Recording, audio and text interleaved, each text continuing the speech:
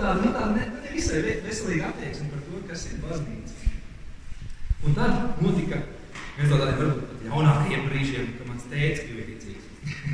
Kāpēc saku Latvijā pēdējās jaunākajiem? Jo viņš kļuva par ļoti spožu iedevušos lukturi, tādu prožektoru. Viņš to vārus par gaismu, viņam ļoti tieši. Un viņš bija tāds dedzinušs, tāds, no kura gribas novērsties. Tajā brīdī, protams, kas arī nesauc par grēcinieku, ļoti labi tagad zinu, ka bija diezgan liels grēcinieks savā dzīvē un joprojām. Grēks uz man katru dievu kaut ko ir vajadzīgi. Bet kā grēciniekam tā spožā gaisma, ko tētis bija saņēmis un ko viņš piedāvāja, tā man par daudz traucēja. Tas bija kaut kas tāds, par tā gaisma bija kaitinoša. Kad es viņam piezvanīju, mēs runājāmies, viņš katru telefonu sarunu pabeidz, kad ēs uz dievkalpojumu. Kad mēs Ziemassvētkos ar māsu bijām sameklējuši, viņam ļoti atbilstoši viņam dāvanu uzdāvinājām. Viņš saka, nevajag, mums visiem lielākā dāvana ir uzdāvinājuma. Jēzus Kristus ir garīgājums. Un viņš bija tik ļoti, tik sāļš, tik gaišs, kā bija grūti ar viņu runāt. Kad es pats nācu pie ticības, tas bija man bija liels bailes nekļūt tādam. Bija pagājuši kā 4 gadi kopš no tēta atgriešanās līdz manam alfa kursam. Un es ļoti centos, bet tāpat no māsas savas dzirdēm, man māsa teica, vēl vienu pazaudēju. Jo, lai kā es varbūt centos kaut kādā ziņā sevi turēt, tādā to lampiņu likt tādā, kupolā iekšā, lai tikai tāda mēra gaisa izspīd. Tas laikam tomēr kaut kur izskanēja. Mēs ar manu mammu vienojāmies, ka nerunājam par baznīcas tēmām, lai miers ģimenē, lai miers mājās. Un kādu laiku tas tā gāja, bet tomēr tu kristietis nevari to sāli apsālīt, bet sasaldināt vai atšķaidīt. Un to gaismu, ko Kristus ir iedzedzis, ir grūti nolikt. Un tas bija arī gāja laiks uz priekšu. Kādi nepilni 3 gadi pagāja, kad es vēlreiz jautāju mammai, varbūt gribu atnākt arī uz baznīcu. Un viņa ļoti lauzās. Viņa teica, es nezinu, kaut kā, ja tur sanāks otrdien vakaros, tad var būt un tā. Bet viņa atnāca uz alfa kursu, viņa gāja alfa kursā cauri. Vienā reizē, kad es uzaicināts arī lasīt lekciju alfa kursā par Svēto garu, un es to biju nolasījis, viņa nāca man apķēra un teica, kāpēc tu man to nekad neesi pateicis? Un es viņai teicu, es to teicu, daudz. Mēs nebijām gatavi sadzirdēt viens otru vai kaut kādā brīdī. Un tad, kad mana mamma tika iesvētīta un viņa teica liecību savās pēc iesvētījuma svinībās, viņa teica, es redzēju savu dēlu un viņa ģimenes dzīvē par ko tādu, kas man ļoti pievilka, ko es gribēju arī sev. Gribēju tāds pārmaiņas, kā viņš piedzīvojas, un tā bija viņas liecība, man tas pārsteidz, ka viņu kaut kas uzrunājas. Tie brīdī, kad tas sāls, ko es biju saņēmis, vairs nebija tas sāls, ko es cenšos ieberzēt cita rētās, bet ka tas bija sāls, kas stāv plauktiņā, ko var paņemt un uzkaisīt, lai saglabāt kaut ko. Tad, kad tas gaisma nebija prožektors, kas spīdina virsū visas tavas ēnas un tavu tumsu, bet ka tā ir svece un tas ir lukturis, kuru paņemt, pie kura vērsties, kad ir jāmeklē, tas kļūst pievilcīgs. Mana mamma pagājušajā gadā nosvinēja 8 gadus kopš savām iesvētībām. Un viņa to tā kaut kā, es biju to bišķiņ palaidis garām to datumu, bet viņa to tā ļoti, ļoti skaisti nosvinēja priekš sevis. Tādā ziņā, kā viņa teica, tas ir svarīgāk par dzimšanas dienu. Un tā tas ir. Bet viņai arī šajā laikā ar šo savu svinēšanu, man liekas, ka viņa šobrīd piedzīvo tādu laiku, viņa patiešām tā kārtīgi ieaugusi ticībā. Bija kaut kādu laiku, viņa tā tausties un meklēja. Un viņa šobrīd tiek ļoti pārbaudīta. Viņa mūzikas skolotāja, viņa strādā skolā, un tagad viņa ir iedegta par gaismu. Un tagad viņa ir sāls.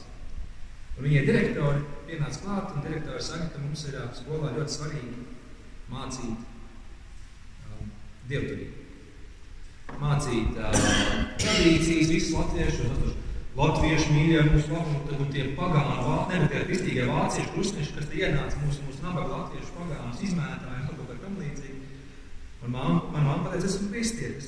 Es mācīšu mūziku, es izstāstīšu, kā kristieši ir Ziemassvētkus, kā pagāns ir Ziemassvētkus, bet tālāk es gribu. Bet direktori prasa, lai viņa rīko arī bluķa vilkšanu un visu muzikālo daļu, kā mūzikas skolotāji, viņai šī te daļa ir jānogroša, un viņa saka, es tā nedarīšu. Direktori atnes viņai grāmatu par dievturību, notiek viņiem priekšā. Viņa saka, lai izlasiet šito te, un viņa teica, es izlasīšu tā, bet būti es nevilkšu. Viņai šīs ir bijušas divas tādas smagākas sarunas šobrīd.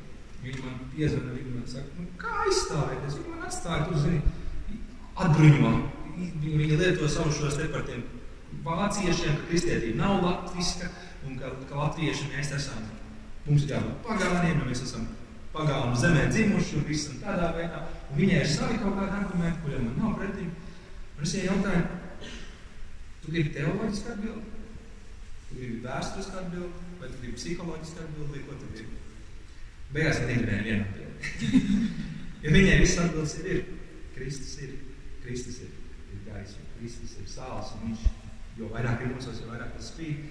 Bet šajā brīdī viņai vienkārši ir jāiztur. Viņai ir kāds brīdis, kurā ir grūti, kurā ir cīņa, kurā šo dievturīgo direktoru nepārliecinās tik vienkārši.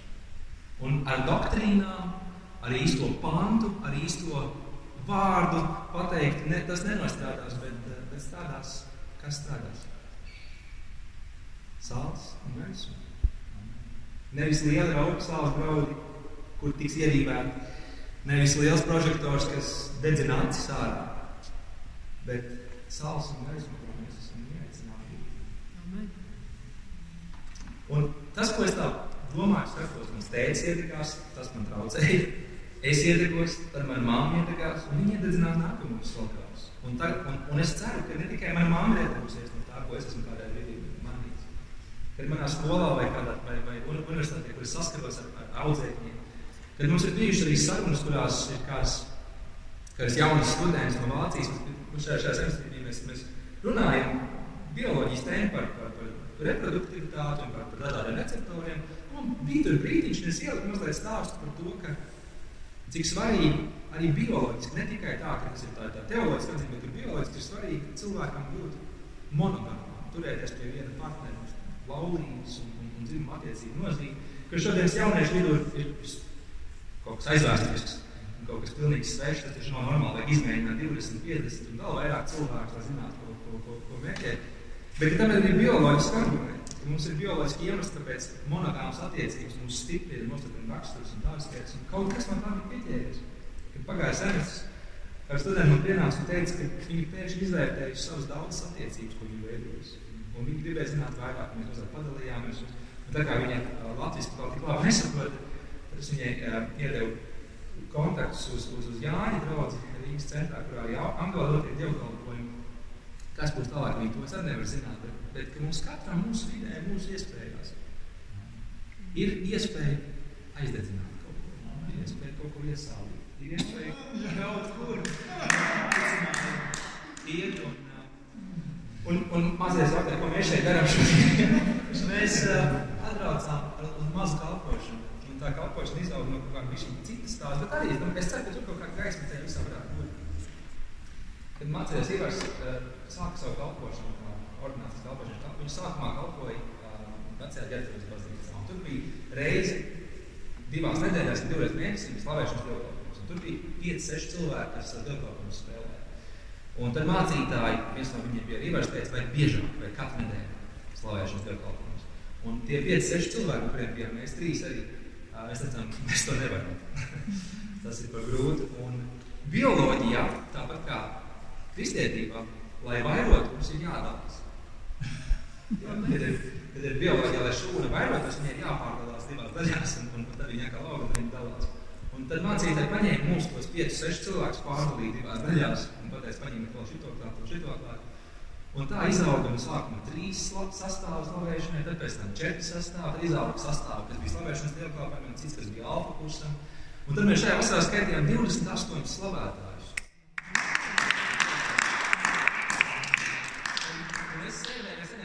Tādā ģenerālas pagrabiņā, tur tādā U-veida galvā, lielā sēdē apkārt tā, ka mēs runājam, mēs nedzirdam otru galu, kas runā. Par daudz mums tas ir.